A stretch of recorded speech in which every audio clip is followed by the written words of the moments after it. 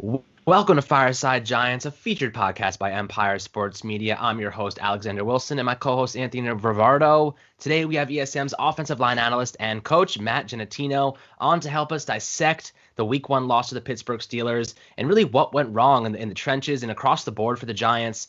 There wasn't all negatives. There were some positives, and we're going to talk about all of it, break things down for you, and try and get you some knowledge and information into kind of what they struggled with and how we can improve moving forward. But to start things off, Anthony, how are you doing today? I'm doing good. I'm very disappointed about last night's loss, but I do think there was a lot of promise that was shown in that game, particularly from Daniel Jones. So I'm excited to discuss that and, look forward to next week. I think that it's another tough matchup, but if we could preview that, I don't know. I think we have a good chance in that one after last night's game. And Matt, how you doing? I'm good. Sorry about that. You didn't give me the cue right away, but I'm good. I guess I'm a little behind, but doing well. I thought, to Anthony's point, I think that there was a lot to like with the Giants. Obviously it's always upsetting after a loss, but to be honest, I didn't have that feeling after this loss, like others, that I was, disappointed and upset, and I'm harping on it over and over again. Again, a lot to like, and I think it's a really good building block moving forward. Even though they did lose. Yeah, no, I agree. There were some positives that are going to put us in a position to grow. And that's really what we're looking for. 13 new starters, a new coaching regimen. Offensive line is pretty much brand new with a fresh new left tackle, center, and right tackle. What more can you ask from a team that really exerted as much energy as you could possibly imagine? Joe Judge even said it's going to take the first 4 weeks of the season to be in game shape. They were gassed by the end of the second quarter, and the second half they clearly weren't flying around like they were in the beginning, making plays and holding the Pittsburgh Steelers to under 10 points. Obviously, they went on a run, they scored 23 straight unanswered points, and they ended up losing the game, the Giants, that is.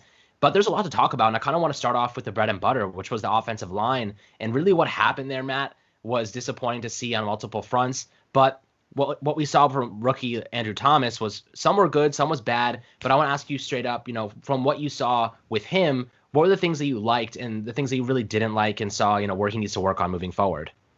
Yeah, I think, guys, when you look at Andrew Thomas, there was a lot to like, more than not like. I think that he was good all around. He struggled a little bit early and occasionally, but he's going against Bud Dupree.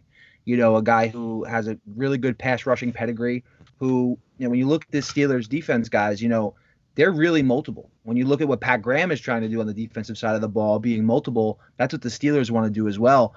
They have guys in TJ Watt and Bud Dupree who can, they can rush in a 3-4 or, in a 4-3. They're very multiple. They do a really good job at it. They stunt quite a bit on the defensive line.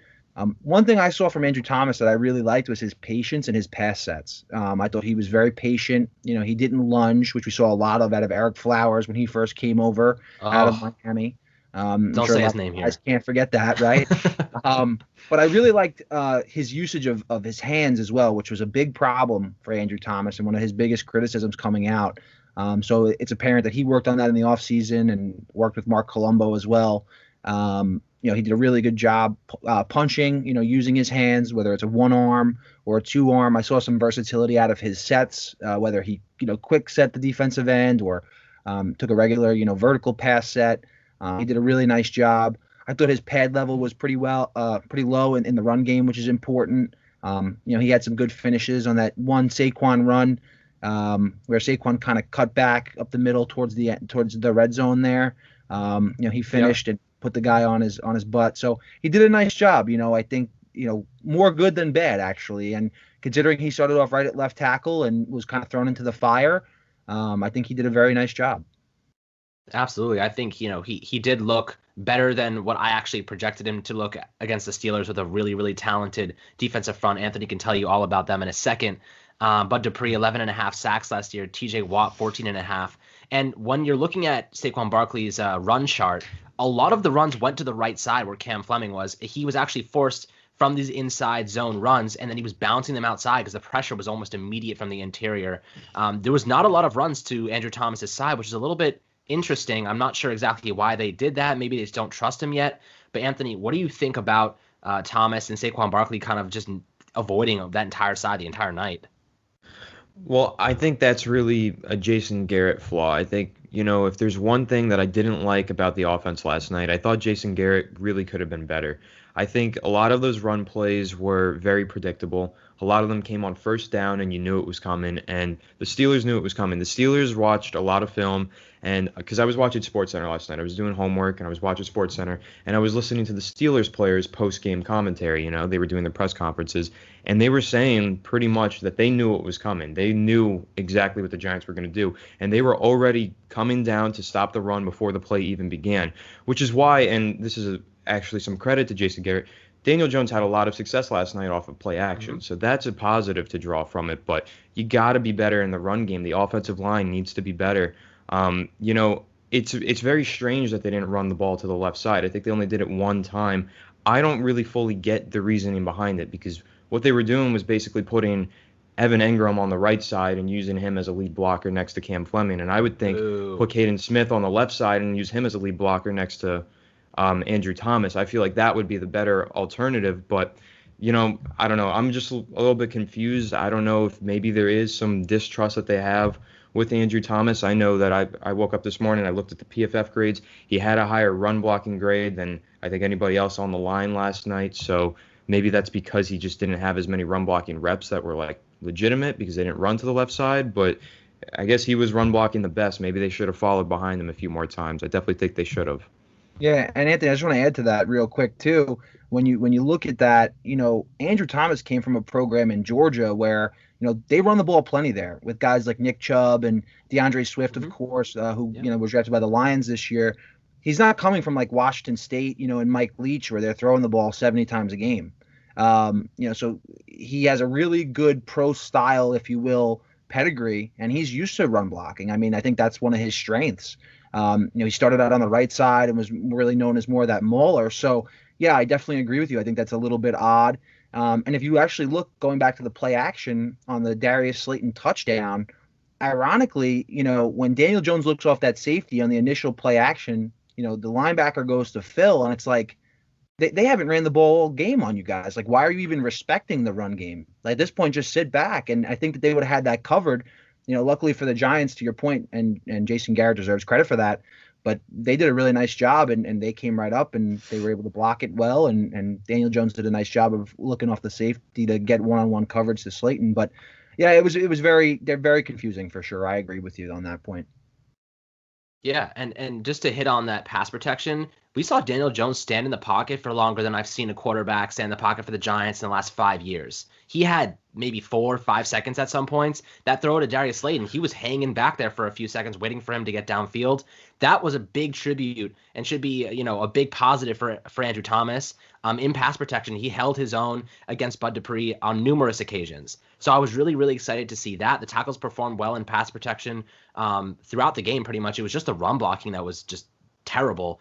And I think any troubles that they did have in pass protection, a lot of it fell on Saquon Barkley in his run, his pass blocking. He was awful stopping cornerback blitzes and really just picking up any stunts or anything, helping out in any way. He was just a liability all night back there. How do you think, Anthony, I'll start with you. How do you think that they combat that, like get Barkley to improve in that category? Because it seemed like maybe he was just shaking some rust off or something, but they had his number all night long. I honestly don't know, because they haven't just had his number all night long. They've had his number all 2 years long. The guy has been bad in pass protection since his rookie year. I know he hasn't pass protected, or he didn't pass protect in college, but it's no excuse. Like, you have to start improving, and he's just not. I'm honestly getting very frustrated with Saquon Barkley. Like, he's promising us that he's going to improve his pass protection, but he's just not doing it. He just looks worse and worse. I'm like honestly super confused by it, because he's a guy that we know.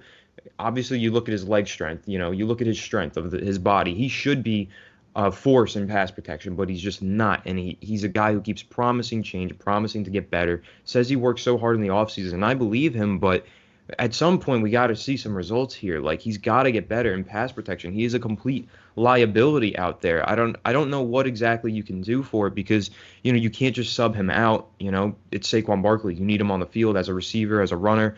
But in pass protection, he is just so bad. He gave up 2 sacks last night. I think that's probably more than any of the offensive linemen gave up. And I also want to mention, because you mentioned the pass protection was like pretty good on some plays, and I'll admit, like, the pass protection was pretty solid for the Giants overall last night. Definitely better than the run blocking, which was an atrocity.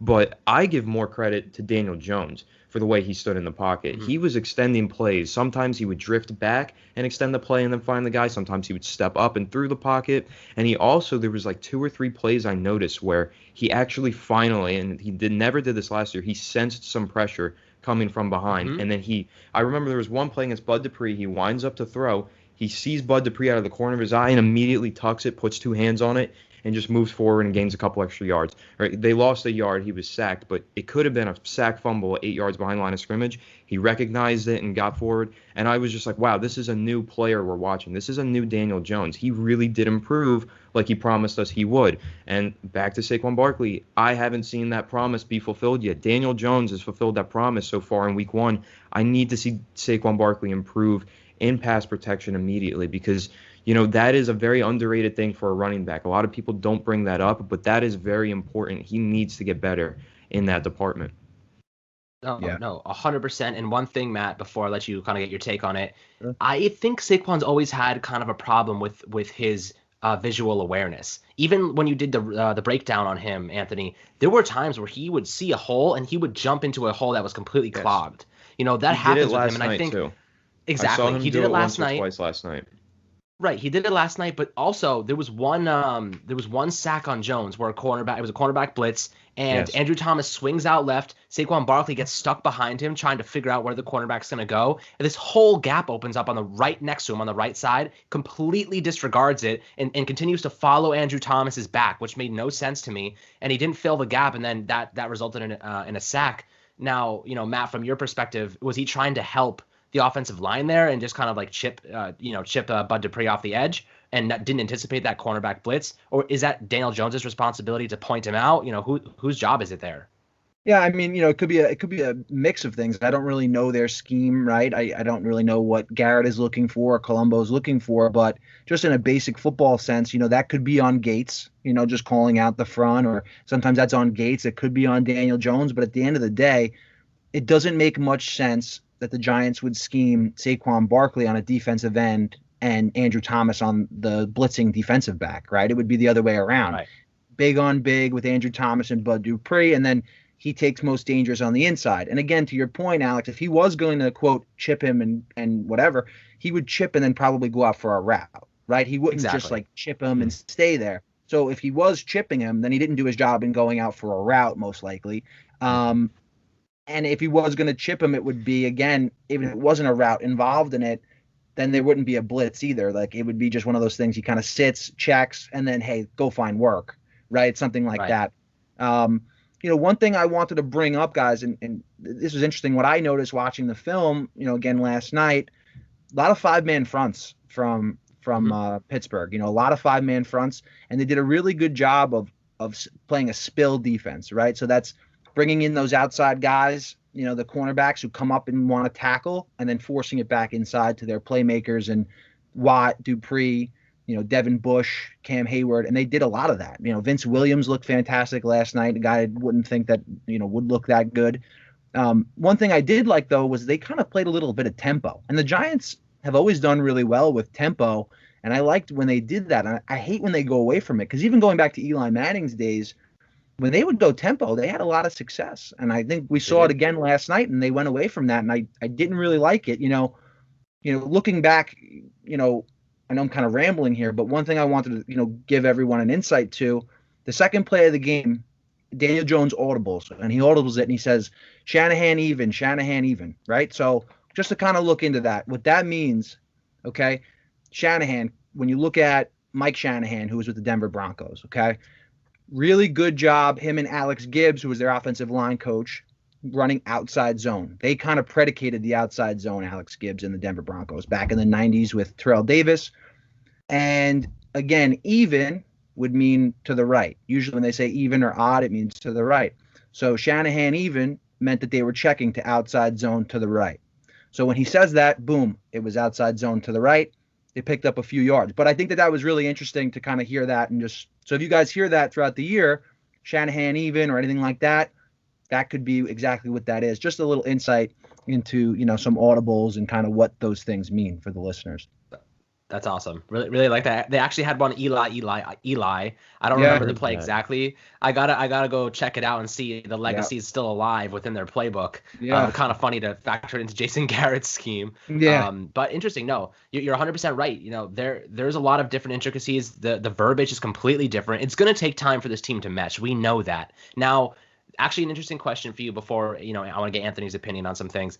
What do you think about Nick Gates and, his involvement as the center? You mentioned it's his job to call out some of these schematic things and kind of notice what's going on in the line of scrimmage.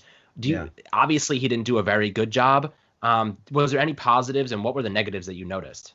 To be honest, I didn't see many positives from him, to be completely honest. I don't mean to be the Debbie Downer here, and I know it was his first start, but one thing I had down in my notes from, watching the game over is he was overwhelmed.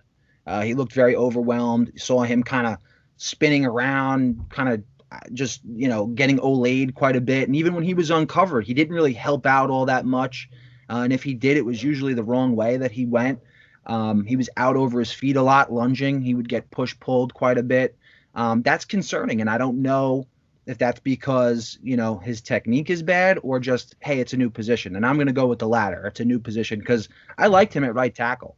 To be honest, I'm not one of those guys who, sits there and says, okay, let's just change up the line because you need some consistency. But if there's a time to do it, game number 2 sounds like a pretty good time to do it. And I'll tell you why, because you still got 14 more games to go after that. It's not like we're halfway through the year or we're, at the end of the year now, let's try some new things out. This would be the time to do it. Put Pulley back at center, right? He's a veteran guy. He's played the position a ton. And put Nick Gates back out where he's comfortable. Again, you talk about Gates and Fleming being the problem yesterday. If you want to argue that, you put Cam Fleming back in his role as the swing tackle. You put Pulley back in a better position at center, and you put Gates back out where he's most comfortable at right tackle. I think that's the best 5 that should be on the field for the Giants. Yeah, no, you're 100% right. I think that should be something they will be probably considering early on. Anthony, what do you think about Matt Parrott? Do you think that he'll get some playing time early on, maybe throw him in, get some baptism by fire type of deal? See, that's kind of tough. I personally, I've seen a lot of people today saying put him in next week. Let's start him at right tackle. Can't get much worse than Cam Fleming. I'm thinking that's a terrible idea because he's going to be lining up against Khalil Mack next week. I don't want to see Matt Parrott's first game just have him absolutely get demolished and ruin his confidence after he goes up against one of the best pass rushers in the last 20 years to play football. So I don't think that's a good idea. I think just remain patient. I know I'm kind of disagreeing with Matt here. I don't really want to see a switch up on the offensive line right now. I think just try and build some continuity, get some consistency going. Nick Gates, I'm a big fan of his. I just think maybe give him a couple more weeks, give him some time. If it's not turning around by week 4, then we start to think about moving the line around. If Cam Fleming is terrible by week 4, he just hasn't been good at all, sure, then we can start to think about Matt Parrott. Especially because when you look at the schedule, the first 4 weeks, we're going against some of the best pass rushers in the NFL each of those 4 weeks. But after that, It starts to ease up a little bit. So maybe once it starts to ease up, then let's work in the rookie Matt Parrott. But also with Nick Gates, he was definitely a disappointment last night, but he showed enough on the tape last year for me to say, let's just be patient with him. I'm still confident that he can turn it around. I just want to see him, have the chance to. So I'd say give him a few more weeks at center. And if he's not working out there, I think we already know he's solid at right tackle. He proved it in 2 starts last year. So then maybe we could think about moving him over there. Yeah. No, I think that's a very good point. Yeah, and sorry, Alex, I didn't mean to cut you off, but Anthony, I think that is a really good point. And to kind of, I guess, I don't want to contradict what I said, but going back on it, we talked about this before the show as well. Cam Fleming wasn't as bad as people want to make him out to be either. Don't get me wrong. I don't think Cam Fleming was an absolute disaster at right tackle. I actually think Gates was worse at center than Cam Fleming was at right tackle. So I would stick with Cam Fleming. But again, the Giants also did give Nick Gates an extension of some pretty good money, honestly, for a guy who was undrafted. You're going to think Mhm. that he's going to get the first shot because he's here long term opposed to Cam Fleming, you would think. So again, if they are going to make the switch, maybe it's more for Nick Gates than it is for Cam Fleming, and maybe that's why they move him out to right tackle. But I agree. I think you got to give him definitely a shot. But I think we should make it somewhat sooner in the season rather than later if they are going to make a switch at all. I agree. I mean, Cam Fleming isn't a one-year deal, and Gates just signed a multi-year contract. So making that change would have to be around Nick Gates. And, what we saw yesterday was exactly what we expected, right? Joe Judge said, we're going to punch you in the nose. We're going to run the football. We're going to run it down your gut. They used bunch formations. They ran it. They tried to, utilize their offensive line strength. They're just guys were not able to hold up against a strong Steelers-Pittsburgh, defensive front. And with that being said, do you think, Matt, it's a better idea to spread out the offense, use more draw plays with Saquon Barkley, don't run these inside zones where against very talented defenses where they're just going to blow it up with strong linebackers who can shoot the gap? Like, they have to create some sort of mismatches. They have to spread the offense out so these cornerbacks can't get in there quickly. It just seemed like everything was so being pushed to the middle of the field, and they weren't able to maximize on Saquon's ability to bounce it outside and really get into space because he had no time to even get into any space to make a move. Yeah, I think that's a really good point, and I think it kind of goes back to, what Anthony was saying in terms of Jason Garrett kind of being a little predictable. I think that we kind of all knew it was coming, and again, I think that they made the commentary on Monday Night Football about giving Jason Garrett credit for sticking with the run, which I agree with. We would get on Pat Shurmur quite a bit for not sticking it out or not playing Saquon enough, and I do think that they did a good job of sticking with the run, although they didn't do it. I would sit there and tell you that to be a little bit more creative, I would throw in a play more like duo rather than outside zone. And what duo does is duo creates as many double teams as possible on the line. The back would read one man over from the Mike linebacker, and if what happens is basically if that linebacker fills, the running back then bounces it. Okay, and if he doesn't fill and he flows, then you hit it up the middle. It's actually a really good play, and some people kind of put this out there on Twitter. It was one of the plays where they went 3 tight ends, so it was 2 tight ends to the right, 1 tight end to the left. And they ran outside zone, again, going back to that Shanahan even, right? The outside zone to the right-handed side, to the tight end strength. And I think that they forced that a little bit too much. And since that didn't work, I would have liked to have seen them change it up. And you don't have to change it up from a formation standpoint, but change the play up where you're creating the double team, because it doesn't matter who you have at defensive tackle, even if it's Cam Hayward or Aaron Donald. If you have 2 300-pound offensive linemen against a 300-pound defensive tackle, I'll take that any day of the week if I'm the Giants. I'll take 600 pounds versus 300 pounds, right? So create as many double teams, help your offensive line out, and make your running back make the decision, especially when it's Saquon Barkley. Absolutely. Now, Anthony, speaking of tight ends, Evan Engram, and I'm going to let you, I know you probably have something on your mind too, so I'll let you start with that. But after what you're going to say, what do you think about Evan Engram, his pass blocking and his run blocking? There is just a lot of concern there. I was just going to say the only problem I see with the running scheme that Matt was speaking about is those backside blocks. What do you do there? Because we weren't blocking Bud Dupree at all. We were giving him free runs into the backfield, and that was really the main source, I thought, of all of the negative yardage on the ground, because I think that some of the plays that you were mentioning, they ran similar concepts to that, where they put Saquon to the right side and there were some double teams. Evan Engram was getting blown up, whatever, and so that created a problem. But then that slows him down, and then the backside Bud Dupree just runs in and is able to get him, especially when Bud Dupree is as athletic as he is. My thought was maybe they should get Eli Penny out there, get a fullback out there, and then get the backside. But I didn't see that. I want to know if Matt has any ideas on that. Yeah, and this is a great transition to kind of my thought behind this, is that I'm definitely going to come out with a video about this and kind of how the Giants could attack that, with the Steelers. So that will definitely come up. I'll definitely have that up by tonight or tomorrow for you guys to check out on the YouTube channel as well.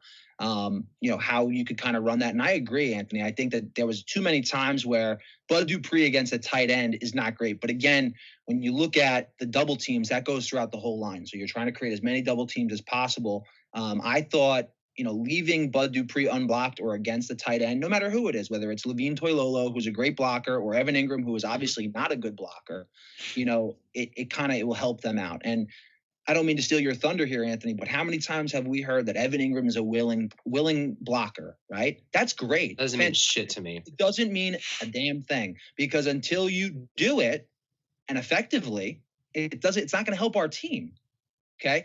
And that's the biggest problem. I think that to your point, Anthony, put Eli Penny out there. Again, why do you have a fullback on the roster if you're not going to use him? And he's a good one. You almost don't even need Evan Ingram there. Put Toilolo, who you went out and got in free agency, who is a very good blocker. Caden Smith, who's a much better blocker than Evan Ingram. And instead of Evan Ingram, put Eli Penny in the backfield. Mm-hmm.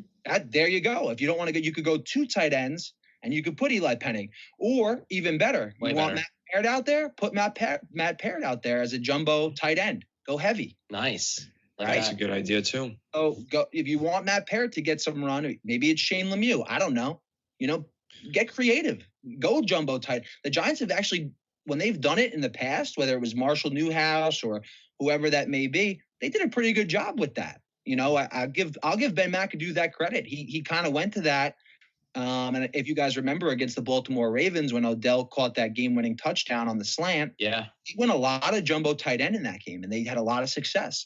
So I think that's a possibility as well. So Anthony, I'll let you continue about Evan Ingram, but I think that is another way to attack and to move forward to get the best out of your personnel.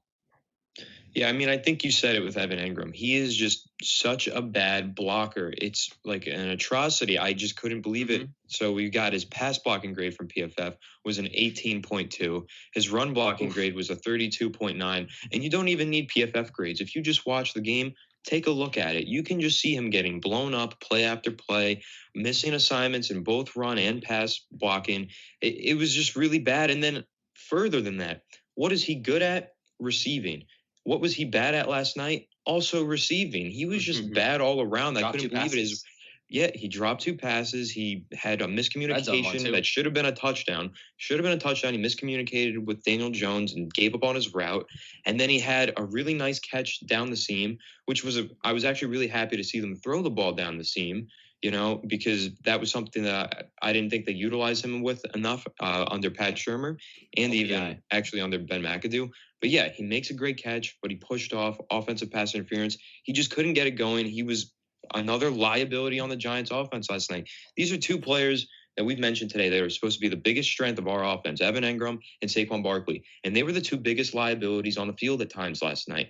I'm not going to bag on Saquon too much because we've already mentioned how bad the offensive line is, but he was a liability in pass protection. And Evan Engram was a liability in every facet of the game, which is just so frustrating because he really should be such an X factor on this team. But who did look good? Caden Smith looked really good. He has the 5th highest grade of all tight ends in the NFL, according to PFF. He had an 86 run blocking grade. The guy was actually making really good run blocks. Another thing that you can see just by watching the game. You don't need grades for it. You can see it. He was making some solid blocks. He needs to get more snaps. He had 29 snaps. Evan Engram had 64. Levine Toilolo had 24. Caden Smith should be playing like closer to 40 snaps, in my opinion. I still think he's tight end too. I'm not going to give up on Evan Engram after one really bad performance, but we need to see him improve next week because if it's another game like this, we're just going to keep getting killed. It's not going to. He's got to get better, but also Caden Smith just needs a larger role in this offense as a blocker, as a receiver. He was good as a receiver too. Big Caden Smith fan. I know we've been saying that really all offseason, Alex. We've been saying it on this podcast. We really like Caden Smith, and I think he really proved it last night that he's ready for an expanded role. Yeah, I agree. And Matt, I have a question for you. Sure. They used 3 tight end sets a few times last night. Now, there was one thing that the schematics of it just didn't make much sense to me. It was one specific play. Saquon Barkley got blown up in the backfield. I'm not sure if it was Bud Dupree. I think it was Bud Dupree on the right side, actually. But Evan Ingram's lined up on the interior, and then Caden Smith is right next to him on the right side. What happens is Caden Smith actually does a phenomenal job blocking the cornerback, pushes him about 10 yards downfield. But Evan Engram, the worst of the 2 blockers, gets blown up immediately. Why not change those 2 guys? Why not put Caden Smith on the interior and then Evan Engram on the outside as the worst blocker to match up against the cornerback? Yeah, and honestly, you don't even have to change up the formation. You can keep it the way it is. Just change up the scheme in the sense of that's an in-game adjustment. You come out in that again, and you kind of just say, "Hey, listen, next time, just switch it." Right? Just you don't have to switch guys in where they are, but that's in-game adjustment. That's something that you would expect out of the Bill Belichickian coaching tree, if you will, of Joe Judge. Those in-game adjustments and something that they want to do on the fly. A point about Evan Engram that I want to add is, we talked a lot about, hey, who would be the cornerback 2? And I kind of floated out there on Twitter that it may not be bad to put Logan Ryan out there. I mean, he's done it. That's where he kind of has made his mark in the league, right? With Golden Tate out last night, why not put Evan Engram out at some receiver and then go, if you want to go to tight end, again, go with Caden Smith and Levine Toilolo. And again, you can add in Matt Parrott or Eli Penny. It just goes back to that point I made before. And a lot of people will say, well, Evan Engram, he's a tight end, keep him at tight end. Well, guess what? I think he could still do it at receiver just a little bit. I mean, he's better than Devin Funchess, right? And Devin Funchess, you can argue, is just as much as a tight end as Evan Engram is. And, it is what it is. I think that Evan Engram could hold his own at, quote, receiver. And again, it's not every game we want that. But yesterday, that could have been a possibility. And I think the Giants failed to do so. No, I 100% agree. It seems to me like there's no use on even putting him in on the line of scrimmage in the running game, because he's literally, they know they're just going to blow him up every time. And every single time last night, he proved to be a liability. He came into the offseason thinner, and more lean, which doesn't make much sense to me as a tight end. Wouldn't you want to gain some beef and actually become a stronger player? He looked like he was smaller, and that was kind of concerning. But at the same time, I agree with you. Like, why not throw him out to wide receivers? See what happens. I've heard so many people, especially in professional analysts, tell me he's not a tight end. He's a wide receiver. Like, he has the speed. He has the ability. He has a really good catching ability too. He just dropped 2 passes. Like, his radius isn't bad. He can actually haul, and he's strong. The problem is he just doesn't catch the ball. His hands are just not that great. So at times, at least. So that was kind of the concern there. I want to see Caden Smith a lot more active in the receiving game on those quick outs and kind of hooks right there. I would love to see the Giants utilize him similar to George Kittle or Travis Kelce. The creative things they do with them, the Giants need to kind of copy those things. The Chiefs and their screen game is one of the most exciting things to watch. If you see Saquon Barkley and Daniel Jones did it one time, that run that Saquon Barkley had after the catch, he hurtled over a guy downfield. He made it was 38 yards. It was an awesome play. It was supposed to be like kind of a weird screen play that ended up in Saquon Barkley's hands. And Dupree was completely fooled on it on the left side of the line of scrimmage. They got to do more stuff and get more creative like that. It seems like Jason Garrett's adding new wrinkles to his scheme that we didn't see in the past, which is exciting to see. I think it's going to be a developmental thing. They're going to add things as the season progresses. But like you guys both said, it was just predictable at times. Like, we knew the running play was coming. The bunch formations, every time it was a running play. We're saying it out loud to ourselves during the game. Now, spreading out the offense more is exactly what they should be doing. But that kind of leads me to the defense. I want to talk a little bit about those struggles, and especially the cornerback 2 spot with Isaac Yiadom and Corey Ballantyne. Juju Smith-Schuster just completely torched Isaac, the former 3rd-round pick out of Denver, for that touchdown pass from Big Ben. And I'm really concerned about the position. Like you said, Matt, Logan Ryan should be starting there. Now, Anthony, what do you think about that position? Do you think that Logan Ryan starts there next week, or they stick with Ballantyne and Isaac? All right, I've got some good stats for the secondary, but real quick, I want to touch on the other 2 things we were talking about. You mentioned like the spread offense and stuff, and I know you said at some point you would expect more second half adjustments from Joe Judge being from the Belichick tree. And I got to say, I do think that there were some solid adjustments that he made. I want to give him some credit. He recognized that the spread offense was working a lot better, and they started to work out of it more. And that was something that I really liked. I think that Daniel Jones operates really well in the spread offense because he is a very smart quarterback and he can read the field. And then to the Evan Engram point, I like the idea of him at slot receiver. Being a jumbo slot, just put him out there. He doesn't have to go deep, just run some quick routes, be that little safety blanket, and then even get chippy in the run game.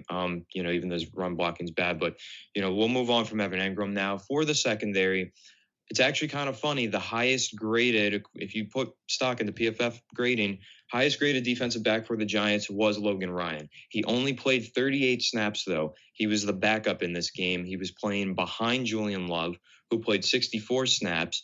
So they were using Logan Ryan as a backup free safety. And I'm a little confused. Isaac Yiadom, it's really interesting because he just got very unlucky to be out on the field when he was out on the field. He only played 5 snaps. It just so happened that he was out there when they decided to run a cover 0 blitz on a 3rd down or whatever, and Juju Smith-Schuster was the guy he had to guard. That sucks for Isaac Yiadom. He shouldn't have been out there for that. I really don't know why he was out there for that.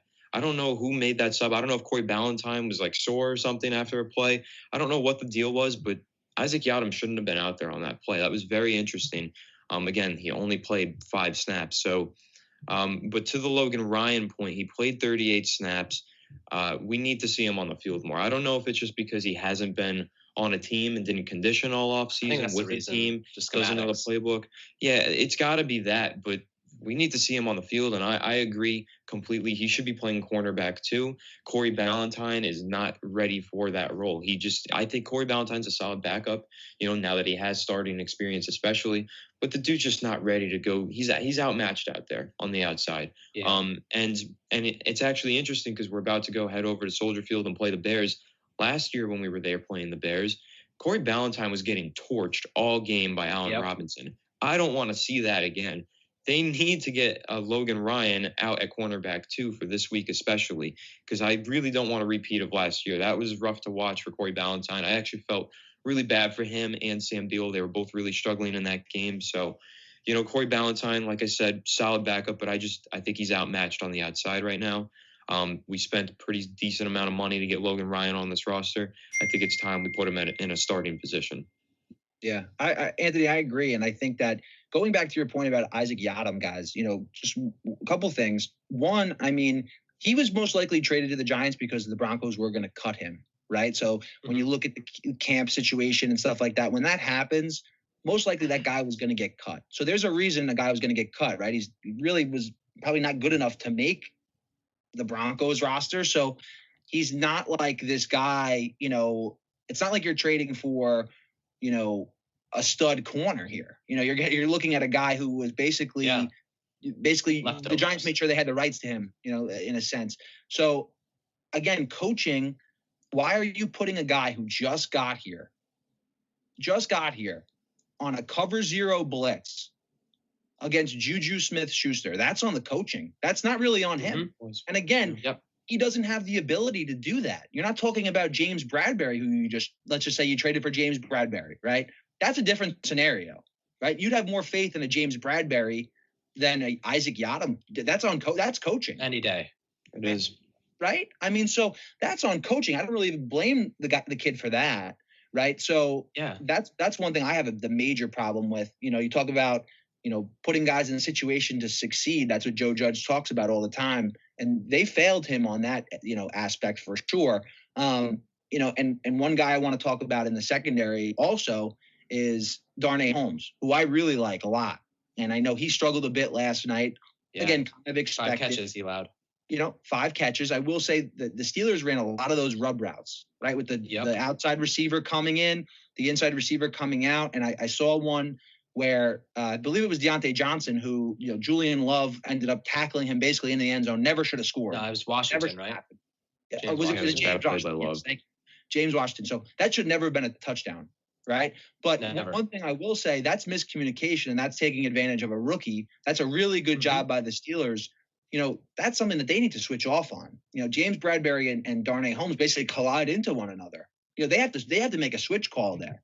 And I think if you put Logan and Ryan there with James Bradberry, I think you're more likely to get a switch call regardless of the coverage. It doesn't matter what they call. That's automatic switch. It's a great play design to take advantage of a rookie, but that's something that, again, put the guys in the best situation. That wasn't the first time that they ran that. They set that up, right? So one thing I wanted to touch on as well. Yeah, also, another thing that I noticed was that James Bradberry can travel into the slot and cover, opposing number 1 wide receivers. I don't know why he didn't do that with Juju Smith-Schuster on that touchdown pass. They stuck Isaac back there, 5 snaps on the day. Like, you expect him to stop that. Why isn't Bradberry just shadowing him in that scenario on a 0 blitz? Yeah, I mean, you can argue that the New England philosophy takes over here again, and you have James Bradberry, your number 1 corner, on the number 2, right? Lock down the number 2, and then double the number one. That's traditional There New was no England. double even. But exactly to your point, they didn't even do that in that scenario on a cover zero blitz. It should be best on best at that point, right? On a cover zero blitz, you want your best guy, your best guy on their best guy. It has to be. A cover one would have been enough, in my opinion. I agree, and again, you have guys. It's not like Julian Love isn't back there at safety, so it's not like they're that desperate without Xavier McKinney that they have to put Logan Ryan back there. So that's again another confusing thing. And if you're worried about Logan Ryan knowing the system, at least he could be more instinctive playing his normal position at corner. Right. And speaking of Julian Love, the Giants didn't allow any big plays downfield. He did a good job of ball hawking all night down there. He just didn't make a few key tackles like that one on James Washington. He just kind of tackled him into the end zone. He let him get there. But the reality was he locked down that deep secondary really, really well, which is why I think that's just reps. I think he'll get better. His tackling technique, they can work on those things, fundamentalistic things that Joe Judge can help him with. Now, with that being said, that opens up Logan Ryan to taking over that CV2 spot with ease. Now, we have to put him there. You have to give him those reps. Like you said, that experience allows them to switch off. And suddenly you don't have that problem in the slot, with Juju and James Washington, switching and Logan Ryan, James Bradbury just running right into Darnay Holmes. But like you said, I love Darnay Holmes. He showed me a lot to like, as well as the catches that he did allow. It was just rookie mistakes, not understanding switches and just a lot of fundamental things that he will gain with time. He's a 4th-round pick. You have to remember he's young. He's hungry. That's all you can hope for is just these are learning experiences. His team is rebuilding. So I want to go back and just touch on that, like just for 1 second. It is important to note that we're going to see struggles, but all of these things add up to growth and development. And that's all we can hope for this team. If they could show that they eradicate some of these problems, turnovers, those rub routes going wrong in week 2 against the Bears, I'm going to be really happy about it. That's all I have to say. Yeah, I definitely agree. And one thing I will say, when you look at this defense, when they put out the starting lineup and on ESPN last night, when you look at the defensive line, the starting defensive line of, Leonard Williams, Dexter Lawrence, and Dalvin Tomlinson, that gets you excited, man. I mean, they're a pretty damn good defensive line. They look honestly great. You'd be hard pressed to find a better one out there. When you talk about youth and experience mixed into one, I mean, Dexter Lawrence is quietly becoming one of the best interior defensive linemen in this league. It's true. And I think that they did a really good job. And honestly, the defense was, I think, personally, a bright spot. I really think that they showed us something. Especially in the first half. I mean, the pass rush was there last night. Lorenzo Carter finally played like a Lorenzo Carter should play. I thought the guy who struggled the most was really O'Shane Ximines. I agree. But I think that when you look at that defense, Blake Martinez looked fantastic. Their front seven really isn't that bad as much as we thought it would be. I think definitely a big bright spot with that front seven. Yeah, Martinez played great. And the thing with the defense that I saw is just, in the first half, because you mentioned difference in halves, right? The first half, Patrick Graham was running very aggressive. They were blitzing a lot of cover zero, whatever. It was very aggressive. Second half, he maintained that aggressiveness. But the Steelers caught on and they adjusted and they started to exploit it, like that touchdown to Juju Smith-Schuster. That was like the problem, I think, is just it was a little over aggressive with this team with such a young secondary. A lot of miscommunication is bound to happen when you're blitzing 8 guys at a time. They blitz 8 guys on that play, I think. So I just think, Patrick Graham, as excited as I am for his defensive scheme and as excited as I was in the first and second quarter watching it, because, he put out some really interesting formations out there, some really interesting packages, some dime formations where everybody was standing, nobody was down in a 3-point stance. That was super interesting. Yeah, but another thing too is like Leonard Williams, Dexter Lawrence. Dexter Lawrence only played 30 snaps yesterday. We got to get these guys on the field more. Let's run some heavier sets. Let's have some 4-man fronts. We didn't see a whole lot of 4-down linemen. Let's see that more. He said he was going to be multiple, but last night it just looked like a lot of nickel dime and a lot of heavy blitz packages. So I'm just hoping that they get more into a base defense with more defensive linemen because like you said, dude, I really think that this is one of the best defensive lines in the NFL, but let's see them all on the field. Let's let them actually be the best defensive line in the NFL. They got to be on the field more. That's what I'm looking for in week 2. I want to see Dexter Lawrence play more snaps, and even Leonard Williams, he played 44. I think that number can go up a little bit too. Yeah, for sure. Yeah. Go ahead. Sorry. I was one point I wanted to make, guys, is this. I actually think that when you look at their personnel, I think that when you talk about I know Pat Graham says, we're not a base 3-4, whatever. They are a base 3-4, and I think that they should be a base 4-3. When you look at their personnel, Dexter Lawrence is a perfect 1 technique. So is Dalvin Tomlinson. Leonard Williams is the perfect 3 technique, and they can rotate more guys on the edge. When you talk about Lorenzo Carter, get his hand in the dirt. O'Shane Ximines, get his hand in the dirt. They're used to that. They're way better off in a 4-3, and I want to see a little bit more of the 4-3, especially when you talk about their linebackers. You know what I mean? Way better off suited for a 4-3, and I'd like to see that a little bit more when you talk about a base defense. Absolutely, and Anthony, to build off of your points and utilizing Dexter Lawrence more, I honestly think the Giants thought that their guys were more conditioned than they were.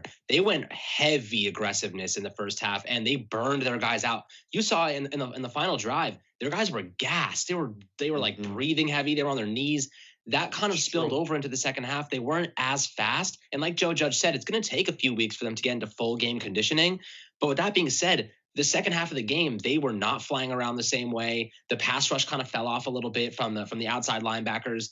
And that's kind of why they have that rotation of Fackrell, Ximines, Marcus Golden, and Lorenzo Carter. They have those guys so they can rotate them and stuff like that. But I want to see more base. I think Dexter Lawrence was gassed, to be honest with you, and he just couldn't get that many reps out there that early on. Obviously, they want to have him out there as much as humanly possible. But a guy that size and running that fast and that aggressive for the first half of a football game, he was probably dying. You have to think of it realistically. So I loved how they started. I think if they can play that way the entire game, and it'll take time to get your conditioning right, but towards the end of the season, if those guys can all remain healthy, we're going to see a unit that we can be proud of.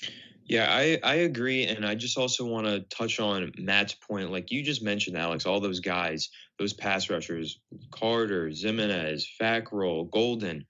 I agree, dude. 4-3. Let's see some NASCAR defense. Let's bring it back. I know that's Spagnuolo's thing, but I would love to see that. I'd love to see all of these pass rushers just go down and run that old school, nickel NASCAR that Spagnuolo won us a Super Bowl with. So that's something that I think they should really look into, but at the same time, I am saying Leonard Williams and Dexter Lawrence should be on the field more, but that's more because I just think they should be in a base defense more often than they were last night. Yeah, I mean, the thing with the NASCAR is you need to have good man cover corners, because if you're rushing that many guys, say if you have 5 guys, you have Dexter Lawrence, Dalvin Tomlinson, Leonard Williams, and then you have Carter and Ximines on the field. You have 5 guys rushing right there. One of them has to drop back into coverage. And you have to rely heavily on your cornerbacks to get the job done. And we just can't trust guys like Corey Ballantyne, We can't trust guys like even Darnay Holmes at times. You just can't rely on them to make plays and let your defensive front get to the football, get to the quarterback. And that's kind of where the struggle is right now. They just aren't ready to take that step yet. So they're kind of playing more safe. I would imagine they kept the game in front of them. They didn't allow any big plays. They kept everything within 20 yards, which I liked. You can make plays within that zone. You don't want to let guys like Deontay Johnson or Juju beat you downfield. So I liked how they did that. They really contained the game and the Pittsburgh offense to a 20-yard span. And I think they're going to try and squeeze that and just protect over top moving forward. I think that when you look at this defense, it's definitely not something that's going to, go out and win a game against, the Kansas City Chiefs and their weapons, right? But I agree, bringing out multiple fronts. Don't forget about guys like Carter Coughlin and Cam Brown, guys who also go out and rush the passer. They're long, they have good bend. Why not? In a year like this, I mean, I'm not saying that they're rebuilding and just tank, but hey, give some guys some reps. If there are guys who are tired, give some of the young guys some reps. That's what this team is about right now. I don't really hate that. One thing I also wanted to touch on, guys, is the special teams. I know that sounds crazy, but again, it does take all 3 phases. Graham Gano looked good yesterday. I thought Riley Dixon, again, really good good punter, and he did a really good job yesterday. I thought Brill Peppers, man, like, thank God. Ooh, I'm yeah. so happy to see that. Beast. And that's really underrated, man. He was almost going to break that second punt return. I really Mhm. Oh, yeah.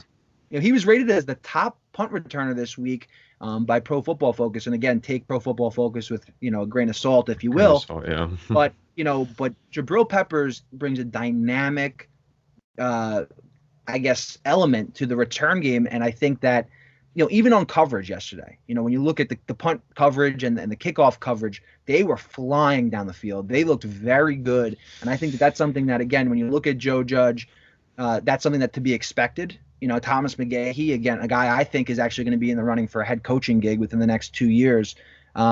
Very good special teams. I think Deontay Johnson felt the pressure on that first punt, and I think that's why he did muff it. But again, they got down there and they were able to recover. They were legit. So they were very good yesterday. And one more point I want to bring up about the offensive line, before we finish up. I thought Will Hernandez played very underwhelming yesterday.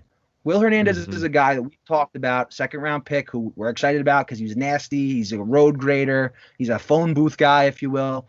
I didn't think Will Hernandez was that great yesterday. I think that could have contributed to some of Nick Gates' issues. And I think he was walked back quite a bit. Again, looking back at my notes, I said, walked back. He was walked again. I guess I get it. It's Hayward.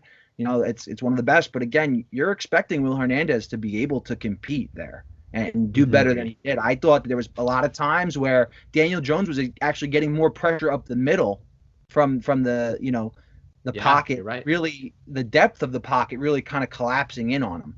And that made him kind of throw off of his back foot or, throw unbalanced, not really being able to step into some throws. And I think he was definitely I thought he played lackluster yesterday for sure. Yeah, absolutely. Now, before we wrap up, I just want to ask a question regarding next week. What are the two players? I'll give each guy a turn. I'll start with Anthony. What are the two players that you really want to see just elevate their game in the second week of the regular season against the Bears? Elevate their game, so improve on last week's performance? Yes, sir. Okay, I'm going to throw out the two guys who we harped on the most at the beginning, both Saquon Barkley and Evan Engram. They need to elevate their game. Saquon Barkley, yeah, we can give him a pass in the running game because the blocking was atrocious, but he needs to get better in pass protection immediately. I don't want to see Daniel Jones get whacked from behind because of Saquon Barkley anymore.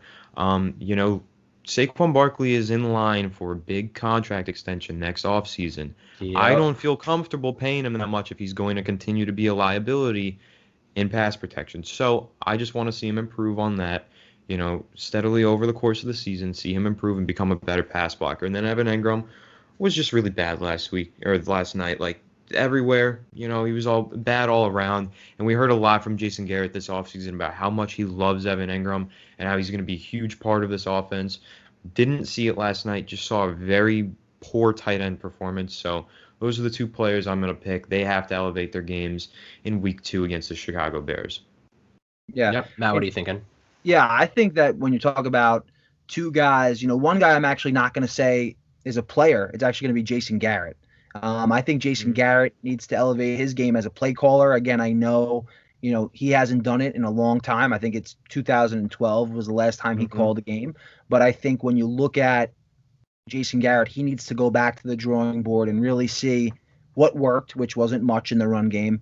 And let's see how we can add to that and make them better in terms of maybe going jumbo, maybe putting the tight ends in different spots. Obviously, Evan Engram, Anthony spoke on that. I agree, but I'll add another guy. I think it's Will Hernandez. I think Will Hernandez needs to step his game up. Again, when you talk about helping out two guys in Nick Gates and Andrew Thomas, that's 3/5 of the offensive line that revolves really around Will Hernandez, and that's his responsibility as the veteran. He's the guy who's really been here the longest. He's the longest tenured offensive lineman in the room when you talk about the New York Giants. Wow, that's scary. Which is scary. 2 years. But again, 3/5 of the offensive line revolves around Will Hernandez and how he communicates and, again, making those guys better, because sometimes we can pass the blame on to Nick Gates and Andrew Thomas, again, a rookie and a first-year center, but that could also be some on Will Hernandez. So, again, I think when you talk about being nasty, physical in the run game. Will Hernandez needs to do a better job. Listen, I think the Chicago Bears definitely pose less of a threat than the Pittsburgh Steelers defense, and I think this is a very winnable game for the Giants. And again, we don't want to see, I think it almost will be 8-9 years in a row where they start off 0-2. And I don't want to hear the comparisons to 2007 anymore. Like, I'm tired of that when it's 0-2, because that's the first thing everyone goes to, 2007, 2008. And I'm kind of tired of that. So, again, very winnable game on Sunday. Let's go out and win it, Absolutely. And I think, I'm going to stick with you guys in the Evan Ingram train. He's a guy that we just need to see more from. Pass blocking, terrible. Run blocking, terrible. Pass catching, terrible. I mean, he graded out on PFF as one of the worst players in the week of a starter. So I'm looking at him and I'm saying, if I don't see improvement, I'm starting to take starting reps from him. I'm actually putting Caden Smith in more with Levine Toilolo. You just can't continue to put a guy out there like that and expect him to play well and just completely be destroyed because of him. So I think Evan Ingram's my number one guy. Second one is Nick Gates. I know he's new to the position, so I'm giving him a lot of leniency and slack in this scenario, but I think he just needs to do a better job of holding his own and at least just, like you said, don't lunge, stay under yourself, be the rock we know he can be. He's a little bit bigger for a center. He's a very talented guy. I think he's going to learn quickly. He's going to bounce back with a much more promising performance. I think he probably was a little bit shaky first reps under center in his career. So I didn't expect anything less than him to get destroyed against an all-pro defensive tackle in Cam Hayward. So I think this week will be a lot better for him. But with that being said, thank you to Fireside Giants Nation for tuning in, listening to episode 42 of Fireside Giants regarding week 1 of the regular season for the Giants in the loss to the Pittsburgh Steelers. I hope you enjoyed this awesome breakdown from Matt Giannettino. Thank you for joining, Matt. Awesome to have you, and we'll catch you guys next time.